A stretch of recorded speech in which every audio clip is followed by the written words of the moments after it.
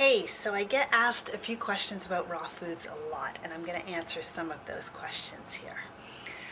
What are raw foods is number one, and raw foods are any foods that have not been heated and are found in their natural state. A living food is a little bit different. It is a raw food, but it also tends to incorporate cultured foods and soaked nuts and seeds and sprouting. So it has some processes that make a food become a living food. A seed and a nut, when you buy them from the store, they often have an enzyme inhibitor around them. So you can store nuts and seeds like this for long, long periods of time. But think about when you take the nut and seed and you plant it and you put it in the ground and the rain comes, and what happens is that there's an enzyme inhibitor. It's a coating around the seed. The rain comes, it dissolves this coating, and then the seed starts to grow. But it needs that coating to be dissolved and taken off before the seed's going to grow. And when the seed starts to grow, then it starts to change inside. It becomes a living food, and it starts breaking down. It's considered pre-digested. The proteins get broken down into their amino acids, and the carbs get broken down into simple sugars, and it becomes much easier on our digestive system to eat it. So in raw foods, we incorporate a lot of techniques and practices that make foods a living food. But if you take, sunflower seeds or pumpkin seeds or nuts, and you don't soak them first and you just use them, that's great. They're raw foods. They still have lots of nutrients in them.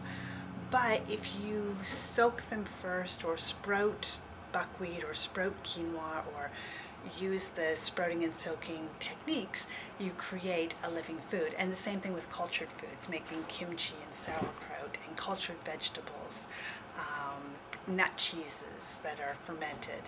They all create probiotics, which is pro-life. That's what it means. And they create probiotics in it. It's the friendly bacteria that helps our digestive system again. And it's really beneficial to have living foods.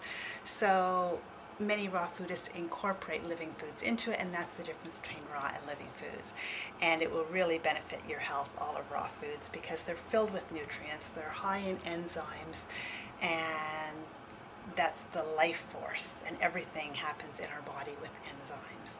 Enzymes are necessary for all of the metabolic processes in the body, for every single thing we do. Every time we move, we're using enzymes to talk, to breathe, to run.